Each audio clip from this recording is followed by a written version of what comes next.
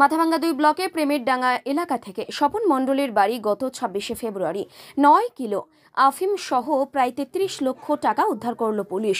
গ্রেপ্তার করে স্বপন মণ্ডলকে পুলিশ রিমান্ডে নিয়ে জিজ্ঞাসাবাদ করে। আরও 4 জনকে গ্রেপ্তার করে পুলিশ। মঙ্গলবার বেলা 11:30 নাগাদ সাংবাদিক বৈঠক করে অতিরিক্ত পুলিশ সুপার সন্দীপ গড়াই জানান, স্বপন মণ্ডলকে গ্রেপ্তার করে আরও 4 জনের সন্ধান মেলে। গতকাল রাতে পুলিশ অভিযান চালিয়ে পন্ডিবাড়ি এলাকা থেকে 4 জনকে গ্রেপ্তার করে। গ্রেপ্তার হওয়া 4 জন ব্যক্তি আফিম চাষ এবং আফিম সংগ্রহ করে স্বপন মণ্ডলকে বিক্রি করেছিল। সম্ভবত অন্তর্রাজ্য পাচার চক্রের সঙ্গে জড়িত ধৃতদের আজ আদালতে পাঠিয়ে 10 দিনের পুলিশ রিমান্ডের আবেদন করবে পুলিশ। উনি ফার্দার ওটাকে আমার ভিন্ন রাজ্যে পাচার করার চেষ্টা করছিল।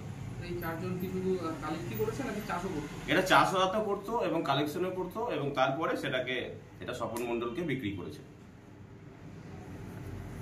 ওই এলাকায় এরকম আরো কেউ আছে যে যারা চাষ করে বা পাচারের সাথে যুক্ত এরকম কিছু? এখনো পর্যন্ত আমরা এই 4 জনেরই নাম পেয়েছি। ওনাদেরকে জিজ্ঞাসাবাদ করে, স্বপন মণ্ডলকে জিজ্ঞাসাবাদ করে তারপরে এদেরকে আমরা পুলিশ রিমান্ডে নিয়ে ফার্দার জিজ্ঞাসাবাদ করব। যদি আরো কেউ যুক্ত থাকে তাদের এগেইনস্টে পুলিশ অ্যাকশন নেবে। স্যার, এদেরকে কতদিনের জন্য রিমান্ডে নেওয়া হবে? 10 দিনের আমরা প্রেয়ার করছি, কোর্টে পাঠাচ্ছি, দেখি কোর্ট কতদিন লক করে। স্যার, এটা কি একটা বড় চক্র? এটাই ভাবছি যে এখানে কিছু সংখ্যক লোকজন এই ব্যবসার সাথে যুক্ত আছে, তো পুলিশ তাদের উপর হেভিলি আমরা অ্যাকশন নিচ্ছি।